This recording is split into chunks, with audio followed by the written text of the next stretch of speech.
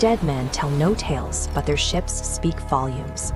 Welcome to the Cursed Compass, where we explore the darkest maritime mysteries. Off the coast of the Outer Banks of North Carolina lies the Diamond Shoals. This shallow, shifting network of submerged sandbars functions as a natural trap, catching ships between the open ocean and the coastline. On January 31, 1921, the Coast Guard spotted a massive 255-foot commercial schooner run hard aground on these shoals. It was the Carroll A. Deering. The ship was structurally intact, and its sails were fully set to catch the wind. When surfmen finally boarded the vessel, they found the 12-man crew was missing, and both lifeboats were gone. The ship's navigation equipment and daily logs had been stripped from the cabin, and the steering column was completely destroyed. An empty ship sailing under full canvas fueled decades of speculation. The Deering became a cornerstone of Bermuda Triangle mythology, framed as a case where a crew had been snatched away by supernatural forces. Reconstructing the fate of the Deering requires moving past the mythology. By analyzing Coast Guard records and maritime logs, we can identify the specific sequence of human error and environmental failure that emptied the ship. The Deering was built in Bath, Maine in 1919. It was among the last large-scale commercial sailing vessels constructed before steam and diesel engines completely dominated global shipping. Its design focused on heavy logistics. The Deering was built to haul thousands of tons of bulk cargo, such as coal, across the Atlantic. Managing 5 masts of this massive scale under heavy sail required constant physical labor and absolute discipline from the entire crew.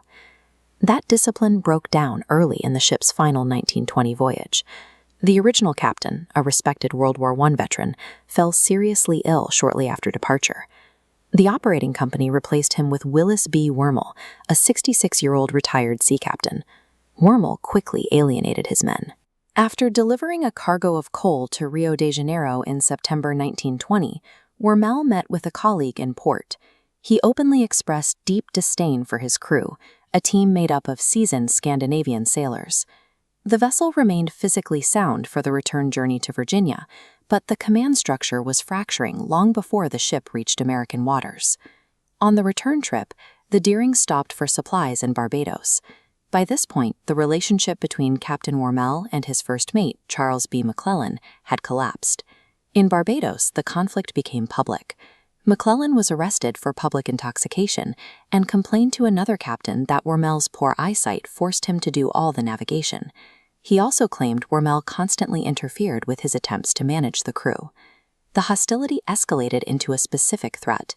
Inside a local cafe, McClellan was heard stating that he would get the captain before the ship reached its destination in Norfolk. Despite this, Captain Wormel bailed McClellan out of jail on January 9th and allowed him to resume his post as first mate for the final leg of the voyage. The Deering left Barbados with a compromised leadership. A captain who disrespected his crew was now relying on a volatile officer who had publicly threatened his life. On January 28, 1921, the Cape Lookout lightship off North Carolina reported a sighting. The Deering hailed the lightship to report it had lost its anchors during a storm. Captain Jacobson, the keeper of the lightship, noted several irregularities.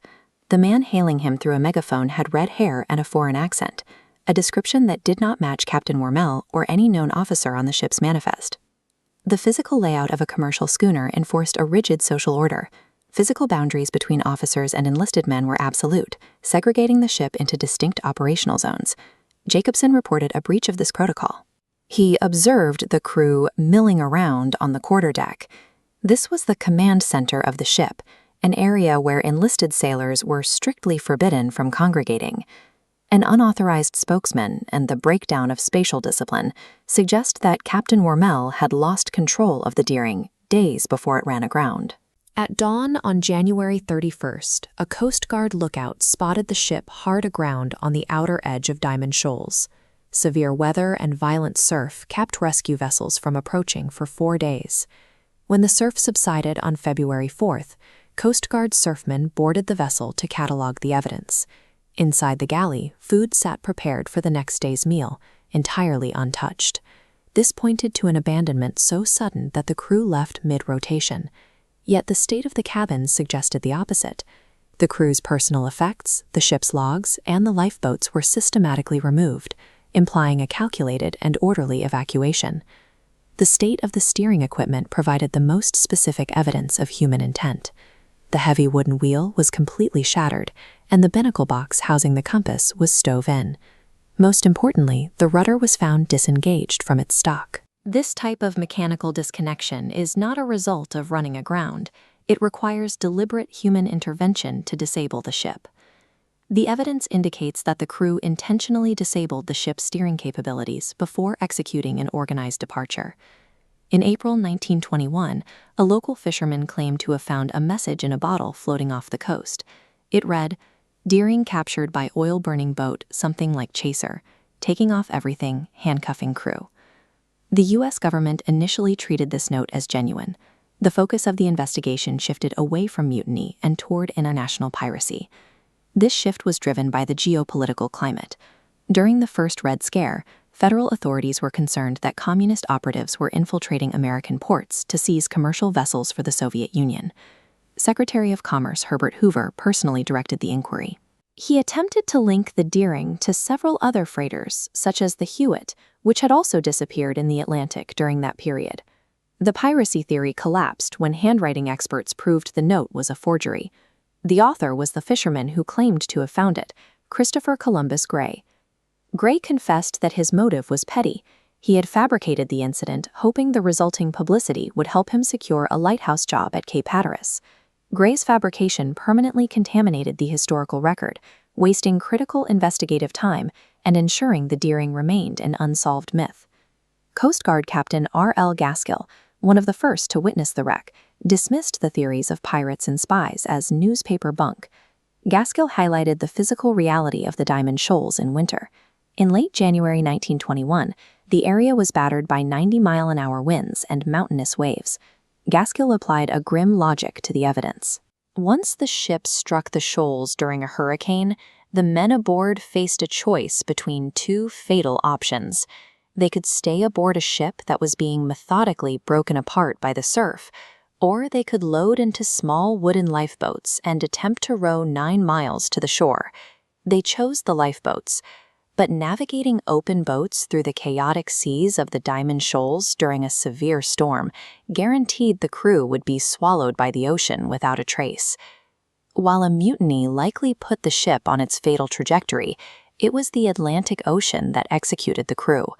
The reconstructed timeline shows a compromised command structure blinding the ship, steering it into an unsurvivable environment, and forcing a fatal evacuation. Despite an investigation involving 5 federal departments, the case was quietly closed in late 1922. No definitive official explanation was ever issued.